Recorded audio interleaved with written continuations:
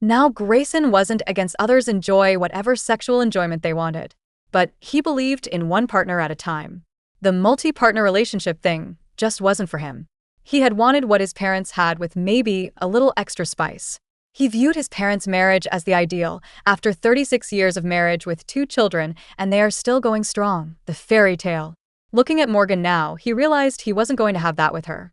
He didn't take his eyes off her, knowing now he had never really known the woman he'd planned to marry. Join you. Don't knock it till you've tried it. Tina pulled on her pants, not bothering with underwear. Morgan says you're quite skilled. The thought made him physically ill.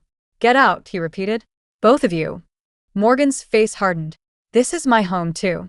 No. Grayson stepped back from her touch. It's not. Not anymore. You forfeited that right once you cheated. He turned and walked out of the bedroom, down the hall to the living room. Behind him, he heard Morgan calling his name, then hushed argument with Tina. He ignored them, heading straight for the bar cart in the corner. He poured 3 fingers of whiskey into a crystal tumbler and downed it in one swallow. The burn in his throat was a welcome distraction from the hollow feeling in his chest. 8 months of lies. Had it really been only 8 months? With Tina, it had been 8 months. Had she been with anyone other than Tina? If she didn't see it as being with a woman as cheating, maybe Tina was just the latest. How many had there been in their 12 months together? He wasn't going to ask, just knowing there had been Tina was the end for him.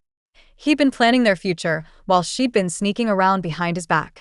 With a woman she'd met at his sister's party. His sister's so-called best friend.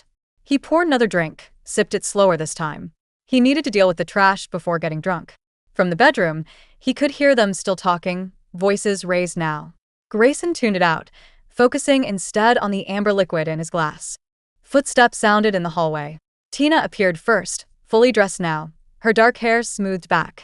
She slung a designer bag over her shoulder and paused at the entrance to the living room. For what it's worth, Morgan is the one who pursued me. She didn't sound apologetic, merely stating a fact. Grayson didn't look up. Get the fuck out of my house. You know you really could have joined us. I wouldn't have minded I swing both ways. Grayson didn't even reply, only shuddered at the very idea. At first, she looked angry at his reaction before a mask fell over her face, and she shrugged and headed toward the front door. A moment later, it clicked shut behind her.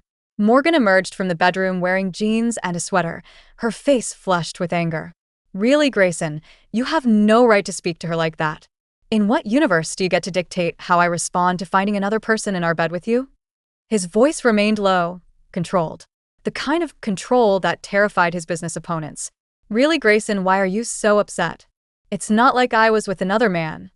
Christ, Morgan. He set his glass down, worried he might crush it in his hand if he didn't. That's your defense? That it doesn't count because she's a woman? She crossed her arms, defiant.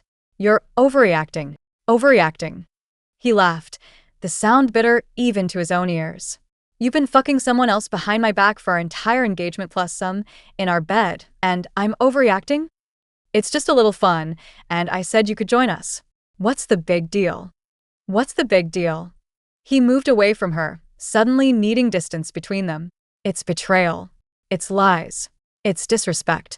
Look, I was going to tell you. When? After the wedding? On our 10th anniversary?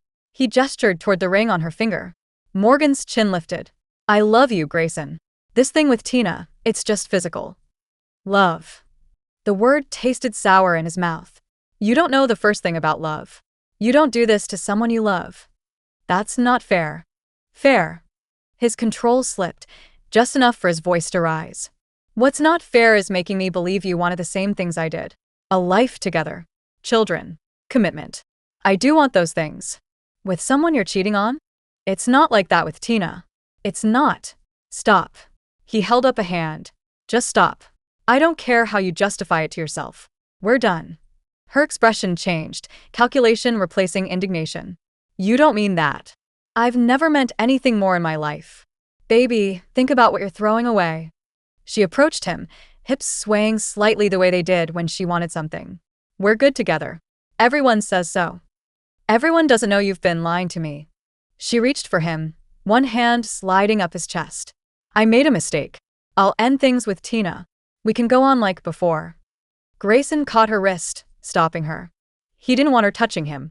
There's no we anymore. Don't be ridiculous. Her voice hardened. You're angry. I get it. But you're not walking away from everything we've built. Everything we've built. He released her wrist. You mean the life you've been undermining since day one? What the hell was I to you? Gray. I want you out of this house tonight. His tone left no room for argument. Take whatever's yours. Leave your key. He would be having the locks changed, but asking for the key showed her he was not backing down. Morgan's eyes widened, her normal confidence leaving her face. She had really believed she could change his mind. What replaced it was genuine panic. You're serious? He didn't give a fuck. Deadly. Where am I supposed to go? That's not my problem anymore. He turned away from her, pouring another drink. Call Tina. Silence stretched between them, taut and heavy. Then Morgan's voice, lower now, threaded with something like desperation. I can't believe you mean this, Grayson. You love me. Grayson looked at her over his shoulder. No, I'm not in love with you, Morgan. I was in love with the part you played. I have to say you are truly a fantastic actress, but it wasn't real. Ice coated his words now. Pack your things and get out. It was the same ice that was encasing his heart. He had changed for her in ways she wouldn't understand. But no more. From now on, Grayson was going to be himself. If he never found the right partner to fit his needs, then so be it. Emma will have kids someday, and he could make them his heirs. She opened her mouth to argue further, then seemed to think better of it. With a final glare, she stalked back to the bedroom. Grayson sank onto the couch, suddenly exhausted. The whiskey couldn't dull the sharp edges of betrayal or the hollow feelings spreading through his chest. He'd trusted her, believed in their future together. What a fucking joke. Morgan emerged 20 minutes later dragging a white suitcase, her makeup perfect despite the situation. She was always so concerned with appearances. I'm leaving for now, she said, stopping by the door. When you calm down, you'll realize what you're throwing away. Call me, and we will talk. Grayson didn't respond, didn't even look at her. The door closed behind her with a decisive click. In the sudden silence, he pulled out his phone and made 2 calls. First to his security team to change the locks. The other to reinstate H.